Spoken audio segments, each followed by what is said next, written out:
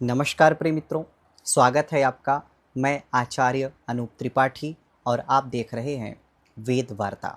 मित्रों, आप सभी को सबसे पहले करवा चौथ की बहुत बहुत शुभकामनाएं।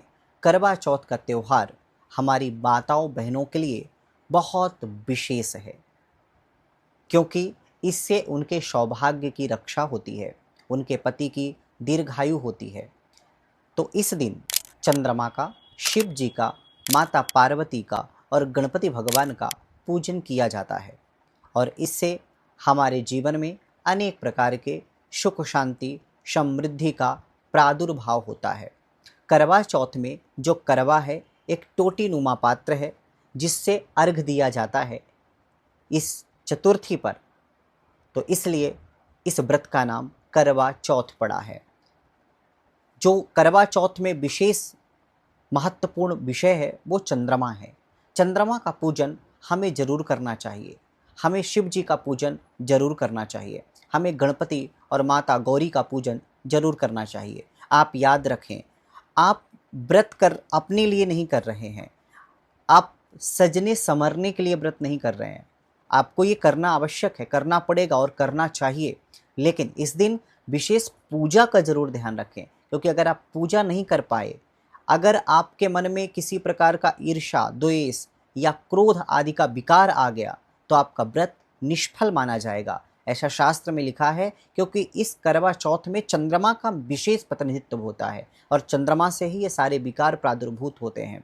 और अगर करक चतुर्थी में, करवा चौथ में अगर विकार आ गए तो मन को नष्ट कर देंगे, जिससे चंद्रमा कमजोर हो जाएगा और चंद्रमा कमजोर हुआ तो निश्चित रूप से आपका ये व्रत का दुष्प्रभाव आपके पति पर पड़ेगा। इसलिए करवा चौथ पर विशेष रूप से आप शांति और अनेक प्रकार की खुशियों को सम्मिलित करते हुए अपने जीवन में करवा चौथ का व्रत रखें और व्रत को रखते हुए अपने दीर्घायु की और अपने पति की दीर्घायु की, सौभाग्य की भोलेनाथ से कामना करें, चंद्र भगवान से कामना करें। अर्घ देते समय इस बात का ध्यान रखें कि आपकी राशियों के अनुसार क्या क्या सामग्री उसमें डाल सकते हैं वो भी आप कर सकते हैं। चतुर्थी के दूसरे दिन आपको दान अवश्य करना चाहिए, इस बात का भी आप ध्यान रखें। मैं फिलहाल अभी आपको चंद्रोदय का समय बताने जा रहा हूँ।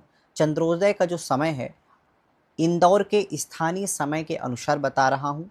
अगर आप इंदौर से पूर्व क्षेत्र में रह रहे हैं तो प्रति 100 किलोमीटर के अंतराल में लगभग 4 मिनट कम कर लीजिए, और अगर आप पश्चिम में रह रहे हैं तो 4 मिनट आप उसमें जोड़ लीजिए 100 किलोमीटर के लगभग अंतराल में।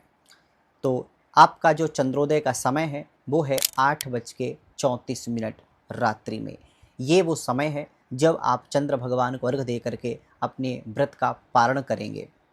बादल की वजह से अगर किसी प्रकार से चंद्र उदय नहीं हो पाता है तब भी आपको इस समय पारण कर लेना चाहिए, क्योंकि चंद्र उदय इस समय हो चुका होगा।